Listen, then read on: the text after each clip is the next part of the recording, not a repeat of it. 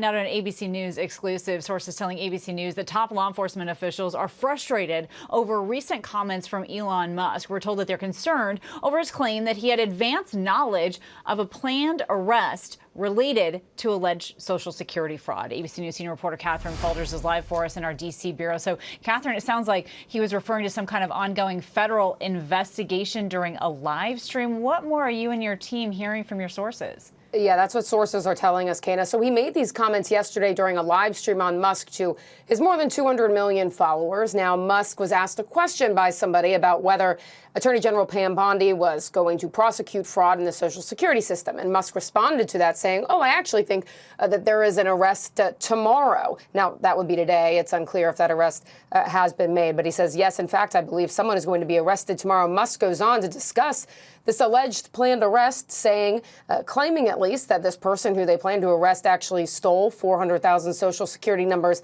and personal information.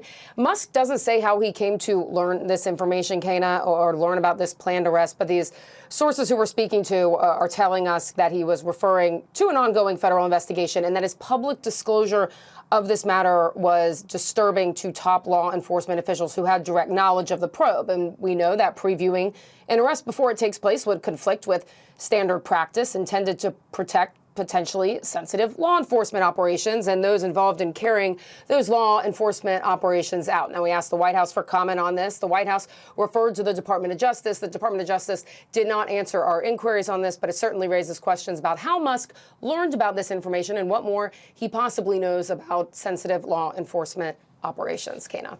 And his willingness to disclose it during a live stream. Very interesting. Catherine Faulders, thanks to you.